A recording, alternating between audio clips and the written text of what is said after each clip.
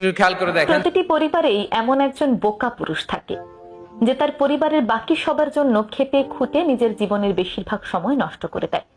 সে নিজে লেখাপড়া করে না, কিন্তু নিজে উপার্জন করে সেই টাকা দিয়ে ভাই বোনদেরকে প্রতিষ্ঠিত হতে সাহায্য করে।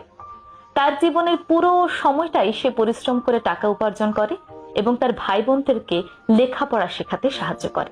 তার ভাই বোনরাও বড় ভাইয়ের টাকায় লেখাপড়া শিখে বড় হয়। একটা সময় পর তারা প্রতিষ্ঠিত হয়, বড় বড় চাকরিও করে এবং তারা নিজেদের আখের গুছিয়ে সুন্দর করে আলাদা হয়ে যায়। তার জীবনের সকল উপার্জন দিয়ে ভাই বোনদেরকে লেখাপড়া করিয়ে প্রতিষ্ঠিত হয়েছে।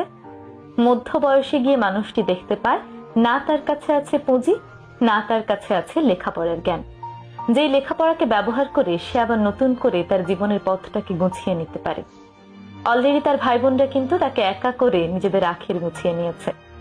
এমন পরিস্থিতিতে সেই বোকা পুরুষগুলো ভীষণ একা হয়ে পড়ে, ভীষণ অসহায় হয়ে পড়ে।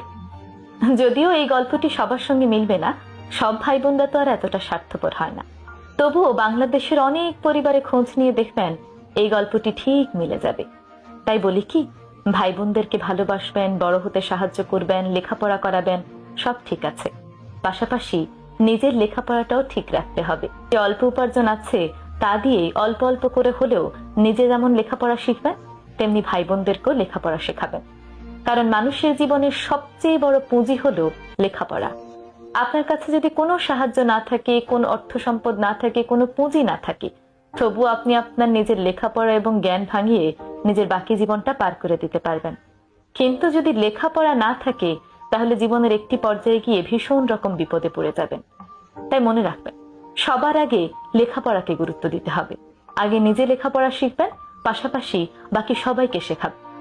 আমি এই ভিডিওর মাধ্যমে কোনোভাবেই ভাই বোনদেরকে সাহায্য করাকে ডিমোটিভেট করছি না, বরং আমি বোঝাতে চাচ্ছি নিজের লেখাপড়াটাকে ঠিক রাখুন। নিজের লেখাপড়া বন্ধ করে অন্যের উপকার করতে যাবেন না, তাহলে দেখবেন দিন শেষে আপনি নিজেই একা হয়ে পড়েছেন।